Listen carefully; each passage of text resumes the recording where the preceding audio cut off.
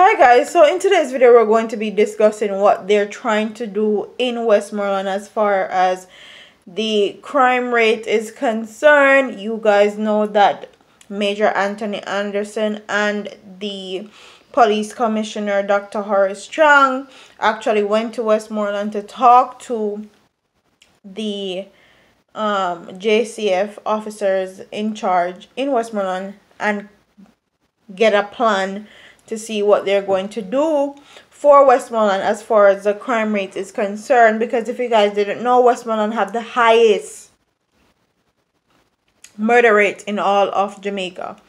So, and then a few days ago, over 20 people were shot. Two was a child, one was 2 and another one was 11, and 7 people in all was killed, but there were more people that was injured in the Grangeville area. So that's what actually sparked them to actually go to Westmoreland and actually figure something out. So this article says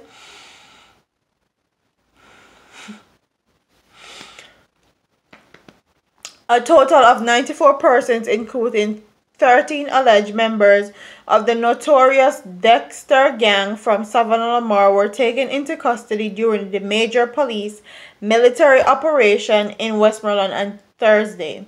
A feud between the Dexter gang and the Dowling Street gang has been blamed for a number of recent murders and shootings in Savannah Lamar.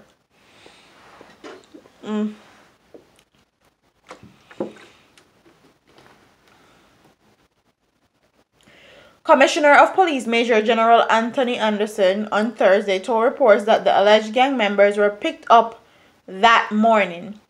He declared that the massive operation was in response to the recent upsurge of bloodletting in the parish and Tuesday's shooting spree in Grangeville, in which 2 children were counted among 7 persons who were killed.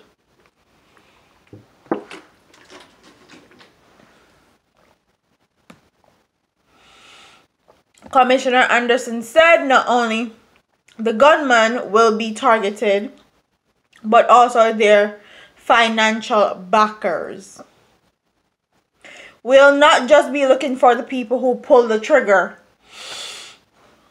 because there is money behind them. A lot of people who are pulling the trigger have no money of their own. They don't have any access to weapons, so somebody else is bringing them in, and those are the people we're looking for. We're targeting a number of businesses that seem to have links with what is happening in Westmoreland. Let's see how that goes. Good plan. We will use whatever we will use whatever is at our disposal. What me I talk say? We will use whatever is at our disposal legally to disrupt these criminal organizations, the police commissioner said.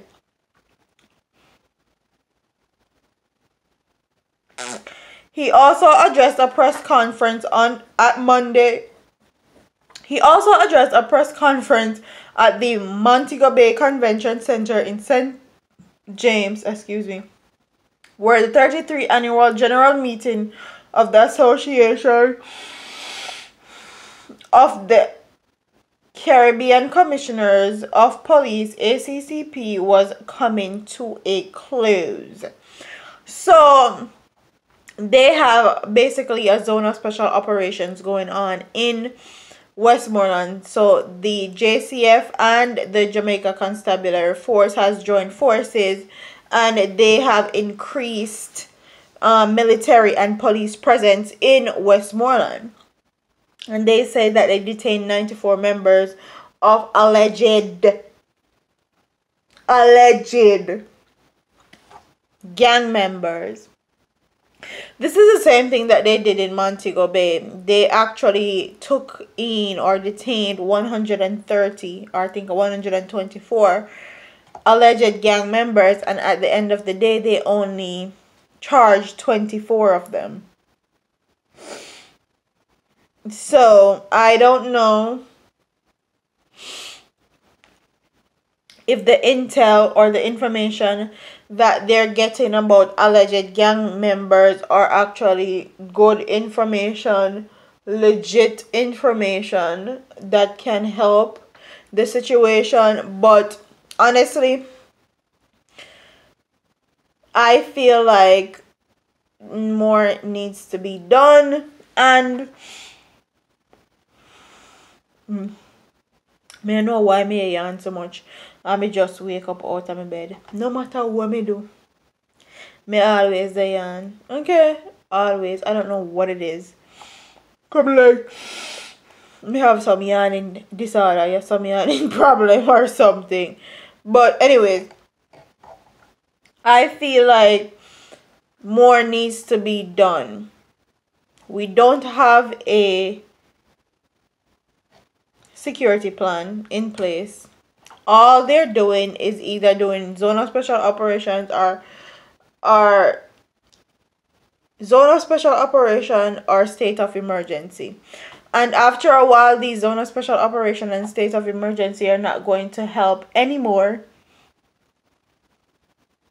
because state of emergency is supposed to be done when it's drastic, like when it is drastic measures. That's one of the last measures put in place for the government to call on. So I feel like after a while, this state of emergency thing, zone of special operation thing, is not going to be effective in anymore. And it is what it is. But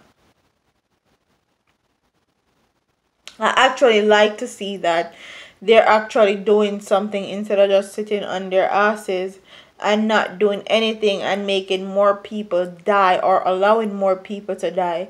Because I feel like if these two little boys didn't lose their life in green jail, nobody would pay attention. Nobody would be paying attention. It's like people have been dying in Westmoreland now for weeks. I think it's over a month.